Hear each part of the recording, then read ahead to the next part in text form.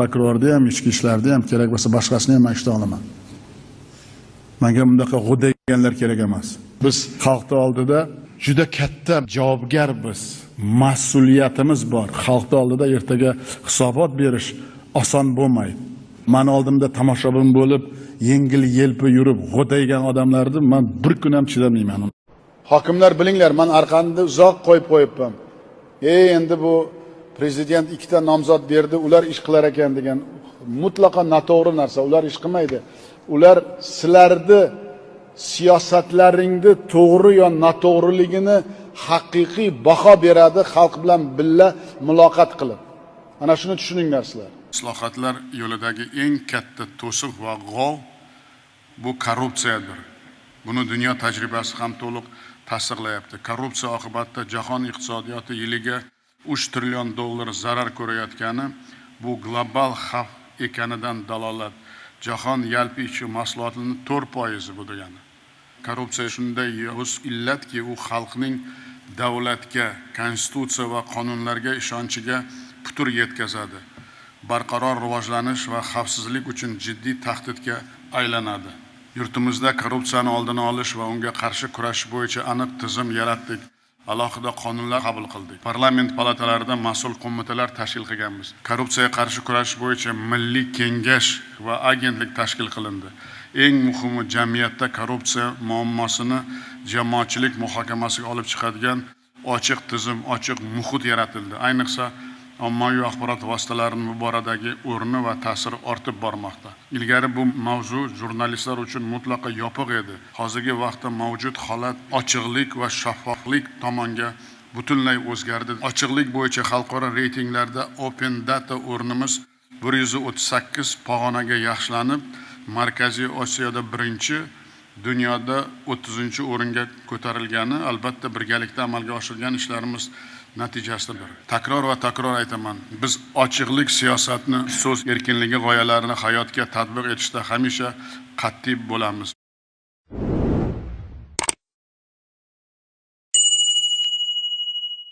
Qadrli do'stlar, barchamiz yaxshi tushunamiz, korrupsiyaga qarshi kurash jarayoni hech qachon aniq muddat bilan cheklanmaydi. Ushbu masalada faqat davlatning sa'y-harakati bilan kutilgan natijaga erishib bo'lmaydi. Bu butun jamiyatimizning ishi. Eng katta kamchiligimiz kadrlarimizda fidoyilik yetishmaydi. Hozir juda qattiq kurash ketyapti. Lekin ko'pchilik mamlakatimizdagi tinchlik va barqarorlik o'zidan o'zi bo'lyapti deb o'ylaydi. Kechagi kun bilan bugungi kunni farqini bilgan odam buni qadrini yaxshi tushunadi. Ochiq aytish kerak, huquq-tartibot idoralari asosan korrupsiyani aniqlash va jazolash bilan ishlab, korrupsiyaviy omillarni yo'qotadigan preventiv choralar e'tiborsiz qolyapti. Korrupsiyani oldini olish omillari bilan ishlash uchun 117 ta vazirlik va idoralardagi korrupsiyaga qarshi ichki nazorat tizimlariga 1285 ta xodim berganmiz. Lekin korrupsiya omillarini bartaraf etishda ularni o'rni ham, mas'uliyati ham mutlaqo sezilmayapti. O'tgan yili 5716 ta korrupsiya jinoyati sodir etilgan bo'lib, 2023-yilga nisbatan 30% ga kamaydi, lekin bunday jinoyat bitta bo'lsa ham favqulodda holat sifatida qarashimiz zarur.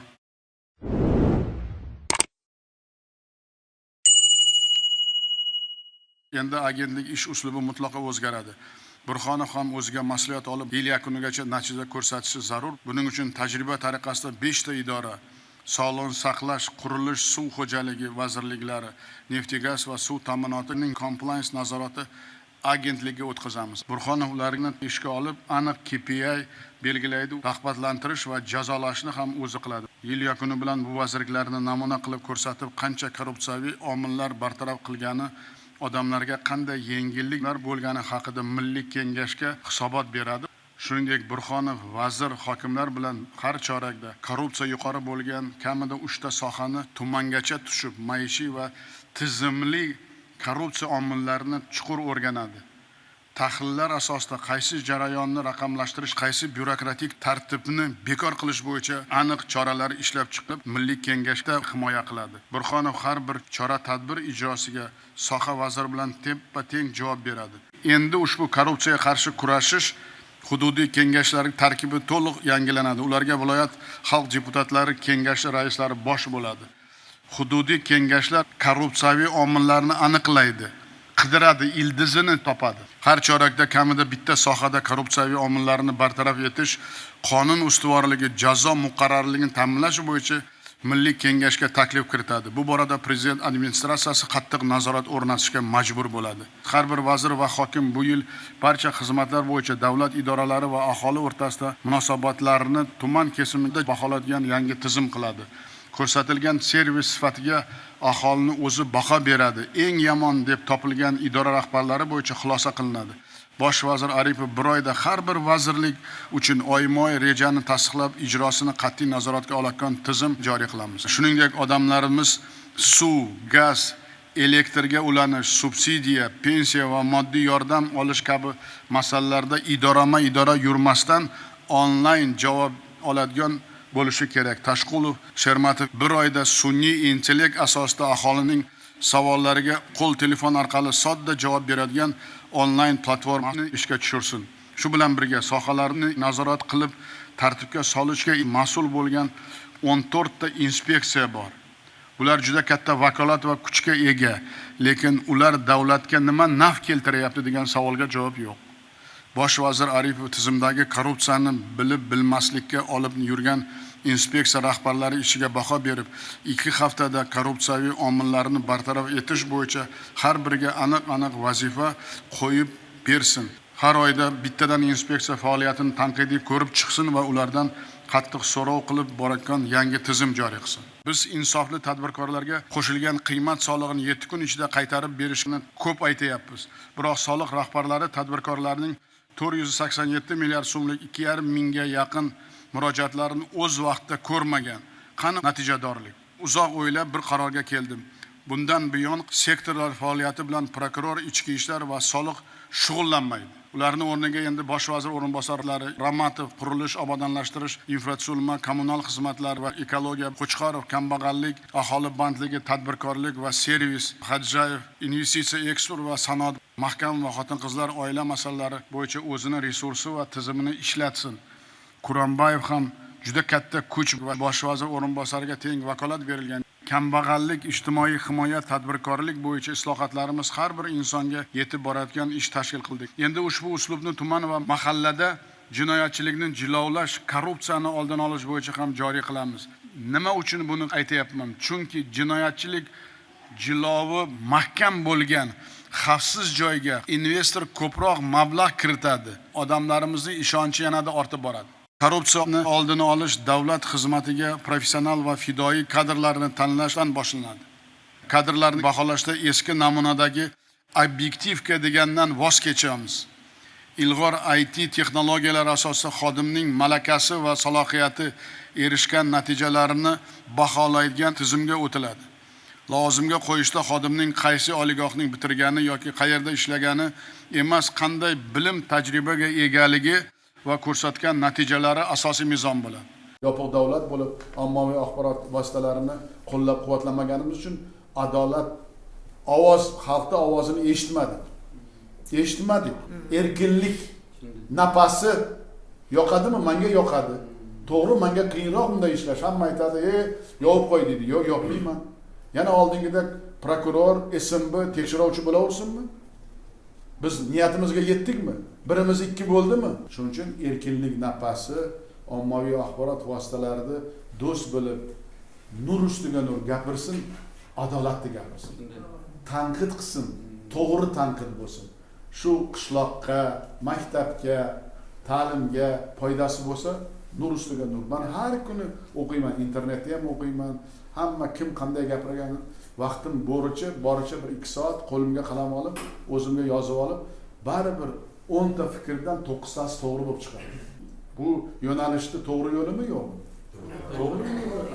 Agar biz yopiq bo'lsa, sizlarni ham hech kim eshitmaydi.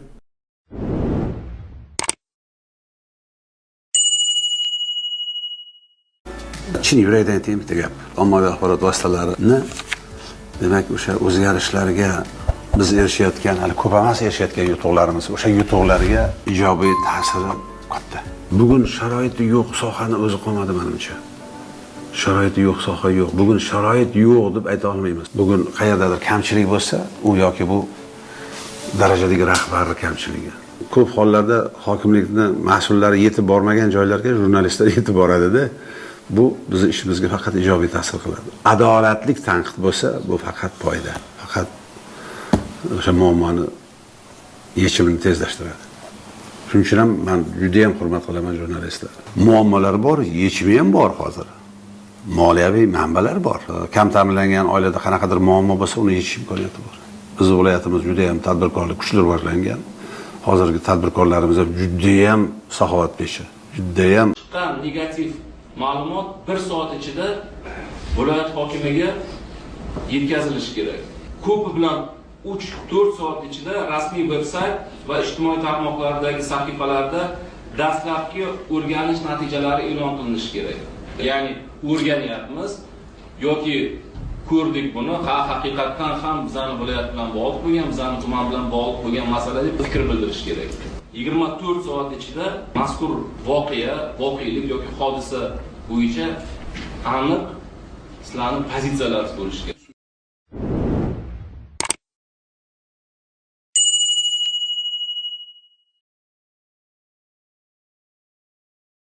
Davom etamiz. Ilm har qanday muvaffaqiyatning kalitidir.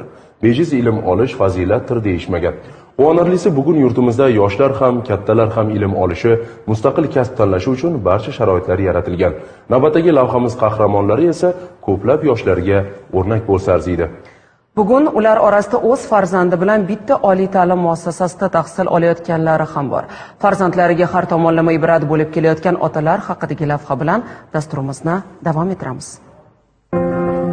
Ta'lim haqida gap ketganda yosh hech qanday to'siq bo'lmaydi va bu o'g'li bilan birga talaba bo'lgan Olim Sulaymonov kabi yosh katta talabalar shijoati tufayli isbotlangan. Jurnalistika fakulteti o'qiyotgandan faxrlanaman. O'g'lim ham juda xursand, qiziq bizaga. Ham ishlayapmiz, ham o'qiyapmiz. O'g'lim bilan o'qish bu hammaga emas. Toshkent viloyatlik ota-o'g'il O'zbekiston jurnalistika va ommaviy kommunikatsiyalar universitetida kasb sirlarini o'rganmoqda. Hozir universitetdagi eng yosh katta talaba bo'lgan Olim Sulaymonov o'zgacha ishtiyoq bilan darsga keladi. Bulardan o'rganyapman, yoshlardan ham, o'qituvchilardan ham o'rganyapman. Albatta ikki taraflama bo'lish kerak. Biza namuna ko'rsatishimiz kerak. Yoshimiz katta, masjidga otasi tengi bilan o'qiyotganlar bular ham kerak bo'lsa o'rgatyapti menga. Inson o'z yo'lini topishi va o'z ustida ishlashi uchun hech qachon kech bo'lmasligiga misol Olim aka. Bolasi qatori talabalar bilan ta'lim olishga uyalmadi. Hatto kamgap o'g'lini ham ortidan yetakladi. O'zim ustimdan ishlayapman. Nutq, jurnalistikani qonun qoidalari, to'g'ri informatsiya berib, xalqqa yo u yoqqa yo bu yoqqa biza o'zimiz ustidan o'qishimiz kerak. Adam bilan ikkalamizdan chiqdi birinchi. Keyin shu jurnalistikaga topshirishga imtihon yaxshi bo'ldi. Bizaniki deyarli ikkalamizda bir xil ball 89-90. Olim Sulaymonov ayni paytda xalq deputatlari Qibray tuman kengashi deputati. Oliy ta'lim hujjati bilan Oliy Majlis deputatligini ham zabt etishni ko'zlayapti. Xalq bilan ishlash menda o'sha tajribasi bor. Maqsadim albatta vazirlikda ham ishlay olaman, senatda ham